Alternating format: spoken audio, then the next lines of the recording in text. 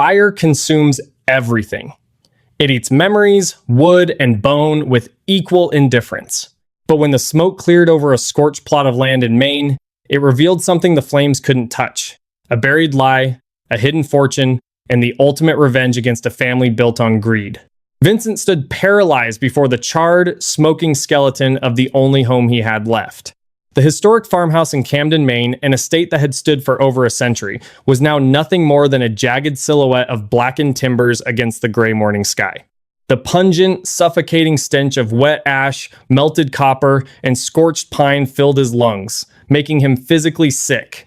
Just 48 hours ago, this house had been his sanctuary. It was the inheritance left to him by his late grandfather Edgar, a man who had spent his final years bedridden and relying entirely on Vincent's care. While the rest of the family, Vincent's older brother Brendan and younger sister, Vanessa, had busied themselves building their lucrative careers in Boston, Vincent had paused his own life. He had changed the IV bags, cooked the meals, and listened to the old man's rambling, feverish stories. In return, Edgar had left Vincent the sprawling, albeit dilapidated, 50-acre farm. To Brendan and Vanessa, Edgar had left the family's liquid assets and the lucrative logistics company. It was supposed to be an amicable split. But greed is a bottomless pit. The fire chief, an exhausted-looking man named Hastings, approached Vincent with a soot-stained clipboard. "I'm sorry, son," Hastings muttered, removing his helmet. "We did what we could, but by the time the volunteer crew got up the ridge, she was fully engulfed. Looks like an electrical fault. Old wiring in the basement. It happens fast in these timber frame places." Vincent stared at the ruins, his jaw tight. "The power was shut off at the main breaker, Chief. I was having an electrician come out next Tuesday to rewire the ground floor. There was no electricity running through those walls." Hastings frowned, scratching his chin. "Well, the state investigator will have to comb through it, but with the extent of the damage, finding conclusive proof of arson is going to be near impossible. I'm sorry. I truly am."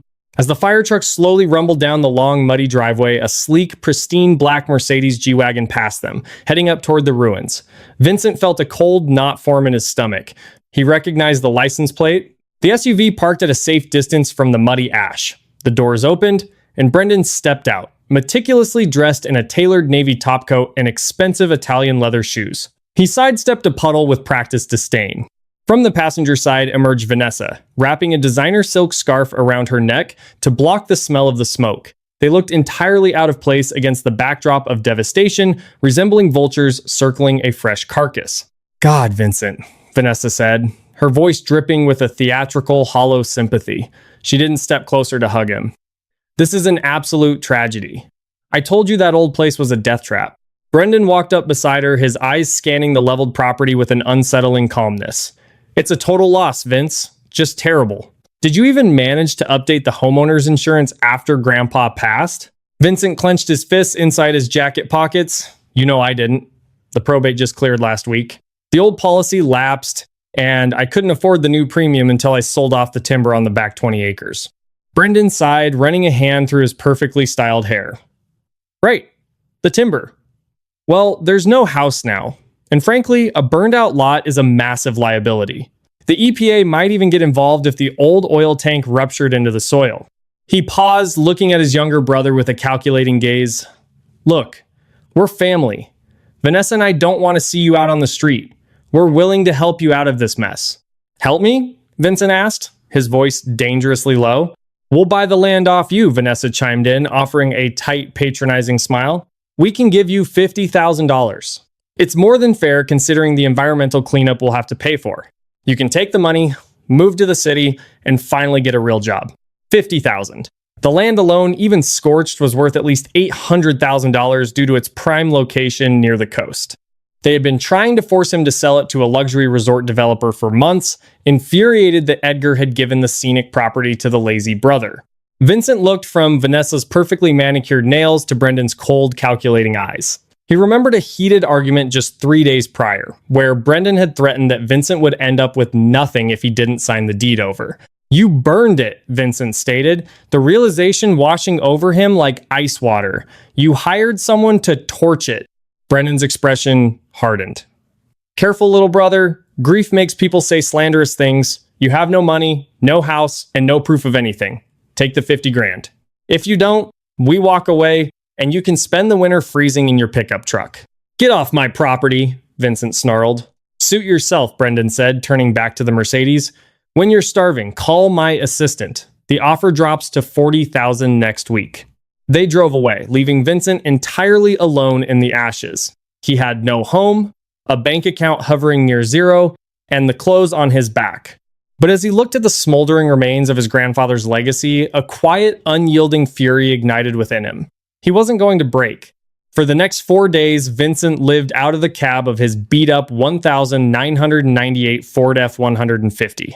He parked it under a surviving cluster of oak trees on the edge of the property, surviving on cold canned soup and bottled water. The state fire investigator had come and gone, officially ruling the blaze inconclusive, a convenient word that meant Brendan had covered his tracks perfectly. Refusing to surrender, Vincent decided he would clear the rubble himself. He couldn't afford a demolition crew, and he needed to salvage whatever stone or metal he could sell to scrapyards just to buy food. Armed with a heavy steel crowbar and thick leather work gloves from Abernathy's hardware in town, he began the grueling, back-breaking work of sifting through his ruined life. His hands blistered and bled. His face was perpetually smeared with black soot. Day after day, he hauled charred beams and twisted metal out of the foundation. By the 5th afternoon, he reached the center of the house, the massive, double-sided Riverstone fireplace. It was the only structure that had completely survived the inferno, standing like a lonely monolith in the center of the debris. Grandfather Edgar had loved this fireplace. In his final months, delirious with pain, he had often pointed a trembling, frail finger toward the heavy slate hearthstones, whispering strings of numbers that Vincent had dismissed as dementia. 1842. The wolf is blind. 77. Vincent shook his head, pushing the painful memory away. He wedged his crowbar under a massive cracked flagstone at the base of the hearth, intending to drag it out of the way. He threw his weight against the iron bar. The stone ground against the mortar, resisting, before suddenly snapping loose. Vincent stumbled backward as the heavy slate slab flipped over. He froze. Beneath the stone wasn't packed dirt or concrete foundation. It was metal. Dropping the crowbar, Vincent fell to his knees, his hands frantically brushing away decades of accumulated ash, dust, and soot. He revealed a heavy, rusted iron hatch completely flush with the ground, equipped with a thick, rotating wheel handle reminiscent of a submarine door. His heart hammered violently against his ribs. The farmhouse had a standard root cellar on the other side of the property, but there was never any mention of a subterranean space beneath the living room. He gripped the iron wheel. It was stiff, fused by rust and time. Vincent grabbed the crowbar, wedged it into the spokes of the wheel, and pulled with every ounce of strength he possessed. With a deafening, metallic shriek that echoed across the empty acreage, the seal broke. He hauled the heavy hatch upward. A gust of stale, surprisingly dry air rushed out, carrying the faint scent of machine oil and old paper. Flicking on his heavy-duty LED flashlight, Vincent peered into the darkness. A steep, narrow concrete staircase descended into the earth. He climbed down carefully, his boots echoing in the confined space. At the bottom, he found himself in a small, concrete-reinforced room. It was stark, bare, and blocked by a false wall made of cheap drywall. But the drywall had been hastily smashed open, likely by Edgar, years ago, revealing what lay behind it. Vincent's flashlight beam reflected off brushed steel. Built directly into the bedrock beneath the farmhouse was a modern, titanium-reinforced vault door. It was a Diebold Nixdorf model, the kind used in high-security private banks, entirely out of place beneath a crumbling main farmhouse. In the center of the door was a sleek, battery-powered digital keypad. Vincent stared at it in disbelief. Edgar had been a frugal man, driving an old Buick and wearing patched sweaters. Why did he have a bank vault buried under his living room? He stepped up to the keypad. A small red light blinked lazily. It needed a code. Vincent's mind raced. He tried Edgar's birthday. Error. He tried his grandmother's death anniversary. Error. He stepped back, frustration mounting. If he entered it wrong too many times, a vault of this caliber would likely initiate a permanent lockdown. He closed his eyes, thinking back to those grueling nights sitting beside Edgar's hospice bed. The ramblings, the nonsense. 1842. The wolf is blind. 77. Vincent's eyes snapped open. The old man wasn't just hallucinating. He was obsessively repeating the one thing he couldn't afford to forget. With a trembling hand, Vincent reached out to the keypad. He punched in the numbers. 184277. For 3 agonizing seconds, nothing happened. Then, a sharp electronic chime echoed in the small room. The red light flipped to a glowing green.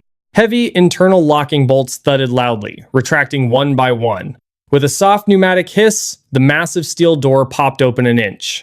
Vincent pulled the door wide and shined his flashlight inside. He stopped breathing. The vault was roughly the size of a walk-in closet, lined with steel shelving. On the left were neat, stacked rows of gleaming gold bullion Krugerrands and standard bars, catching the flashlight beam and throwing warm, golden reflections across the concrete walls. There had to be millions of dollars in precious metals alone. On the right were stacks of bearer bonds and thick envelopes stamped with international banking insignias from Zurich and the Cayman Islands. But it was the center table that caught Vincent's attention. Sitting alone under a small, battery-operated desk lamp was a thick, blue, leather-bound ledger, accompanied by a letter sealed in a crisp, white envelope. The envelope had one word written on it in Edgar's sharp, cursive handwriting: Vincent. Hands shaking, Vincent picked up the envelope and tore it open. He unfolded the heavy parchment paper and began to read. "My dearest Vincent, if you are reading this, I am gone, and you have discovered my final secret. I played the fool in my final years, Vincent, but I was never blind. I knew what Brendan and Vanessa were doing. I knew they were quietly draining the family logistics company, embezzling millions, and manipulating the trust funds to fund their lavish lifestyles while hiding the debt under my name." Vincent's eyes widened. He grabbed the blue ledger and flipped it open. It was a meticulous, devastatingly detailed record. Edgar had tracked every single stolen dime, every illegal offshore wire transfer Brendan made, and every tax evasion scheme Vanessa had executed over the last decade. It contained bank routing numbers, dates, and account names. "I knew they would come for everything eventually," the letter continued. "So, over the last 5 years, I quietly liquidated my true personal fortune and buried it where they would never look. The old farmhouse they despised. The money in this vault is yours, Vincent. Every cent. But more importantly, the ledger is your shield. They are guilty of federal crimes. If they ever try to take your home, or if they try to crush you, crush them first." Vincent slowly lowered the letter. He looked at the millions in gold, then at the ledger that held the power to send his arrogant, ruthless siblings to federal prison for a very long time. Brendan had burned down his house for a patch of dirt, thinking he was destroying Vincent's life. Instead, Brendan had just handed Vincent the keys to his absolute destruction. A slow, cold smile crept across Vincent's soot-stained face. He carefully tucked the blue ledger under his arm. The game had just changed. Vincent did not leave the vault immediately. For a long hour, he sat on the cold concrete floor, the blue ledger resting heavily in his lap, listening to the rhythmic, distant dripping of groundwater somewhere beyond the titanium walls. The reality of his grandfather's foresight was staggering. Edgar had known. While he lay in that hospital bed, feigning senility, he had been meticulously constructing a nuclear option, waiting for the day his eldest grandchildren's greed would inevitably cross the line. Methodically, Vincent prepared his next move. He removed 4 gold Krugerrands from a neatly stacked column, slipping the heavy coins into the deep pockets of his soot-stained jacket. He placed the blue ledger and Edgar's letter into a waterproof canvas bag he found on a lower shelf. Before leaving, he memorized the keypad combination, sealed the heavy Diebold Nixdorf door, and locked the rusted iron floor hatch back into place. He dragged the cracked slate hearthstone over it, scattering a thick layer of wet ash and charred wood across the floorboards to conceal any sign of disturbance. To anyone else, it was just the dead heart of a burned house. He drove his battered Ford F-150 out of Camden and headed 2 hours south to Portland. He bypassed the large commercial banks and found a discreet, high-end numismatic and precious metals dealer tucked away in the financial district. The owner, a suspicious man peering over half-moon spectacles, initially eyed Vincent's filthy, smoke-reeking clothes with disdain. But the moment Vincent placed the 4 flawless, 1-ounce South African Krugerrands on the velvet mat, the man's demeanor shifted entirely. 20 minutes later, Vincent walked out with just over $7,500 in crisp $100 bills. His first stop was a local motel, where he paid for 3 nights in cash. He stood under the scalding hot shower for nearly an hour, watching the black, oily soot of his former life wash down the drain. He bought a sharply tailored charcoal suit, a crisp white shirt, and new leather shoes. When he looked in the mirror, the exhausted, broken caretaker was gone. Staring back was a man holding the keys to an empire, armed with a quiet, lethal confidence. The next morning, Vincent walked into the polished downtown offices of Sylvia Cross, a ruthless, high-profile corporate litigation attorney known for dismantling corrupt executives. She was not a woman who took walk-in appointments, but when Vincent handed her receptionist a single, sealed envelope containing a photocopied page of the Blue Ledger, he was ushered into her corner office within 3 minutes. Sylvia, a sharp-featured woman with piercing gray eyes, sat behind a massive mahogany desk reviewing the photocopy. She looked up at Vincent, intrigued. This single page shows a systemic diversion of corporate funds into a shell corporation registered in the Cayman Islands, Sylvia noted, her voice steady and calculating. It's signed off by your brother Brendan. Where's the rest of this? Vincent placed the canvas bag on her desk and unzipped it, revealing the thick blue ledger. My grandfather spent 5 years documenting everything. Every wire transfer, every doctored invoice. Every tax evasion scheme my brother and sister orchestrated to drain the family company. Sylvia spent the next 2 hours meticulously combing through the pages, her eyes widening with every turned leaf. She cross-referenced the dates and routing numbers on her computer. Finally, she closed the book, leaning back in her chair with a predatory smile.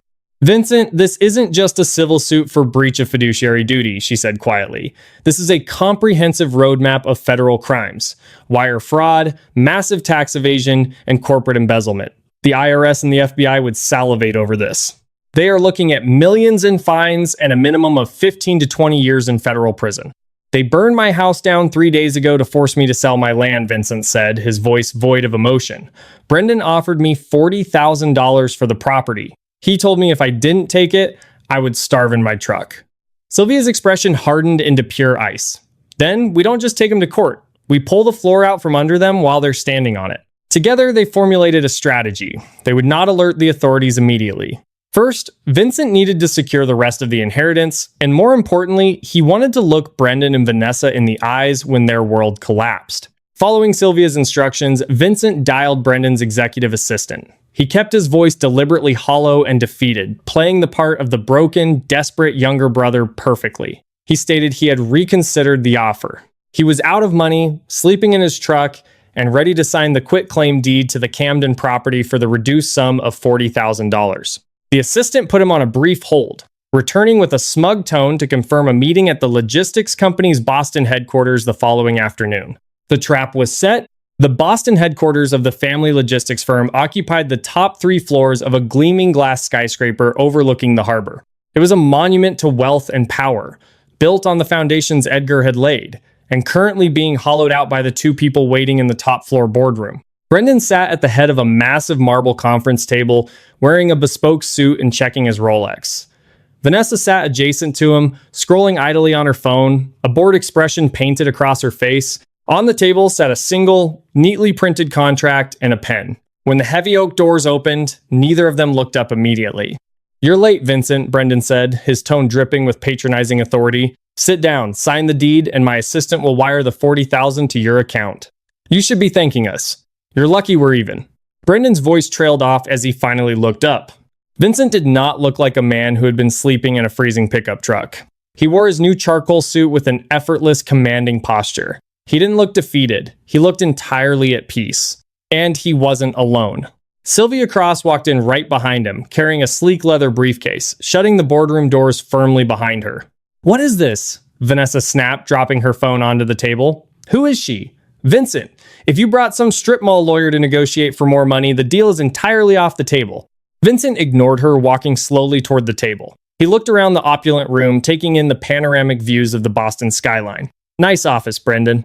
Grandfather always said you cared more about the view from the top than the structural integrity of the building." Brendan scowled, standing up. "I don't have time for your riddles, Vince. Sign the paper or get out." Vincent reached into his breast pocket and pulled out a single sheet of paper. He slid it across the polished marble. It stopped perfectly in front of Brendan. Brendan glanced down at it. It was a photocopy of a ledger page.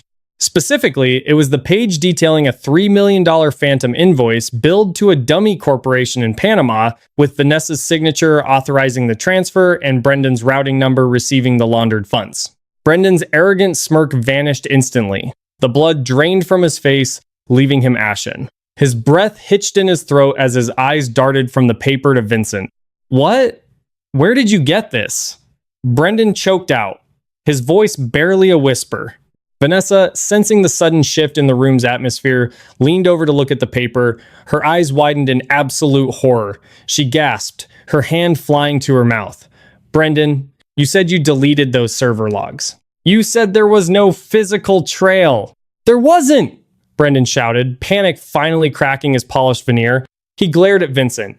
"You hacked the company's servers! That's illegal, Vincent! I'll have you arrested!" Sylvia Cross stepped forward, resting her hands on the leather back of a chair. "Actually, he didn't hack anything," she said smoothly. "That document is a copy from a handwritten ledger, meticulously maintained by Edgar over the last 5 years of his life. He knew exactly what you two were doing, he tracked every stolen dime, and he left the original copy in a titanium vault, safely buried beneath the farmhouse you so graciously decided to burn to the ground." The silence in the boardroom was deafening. The realization hit Brendan and Vanessa with the force of a freight train. The fire hadn't destroyed Vincent. It had unearthed their doom.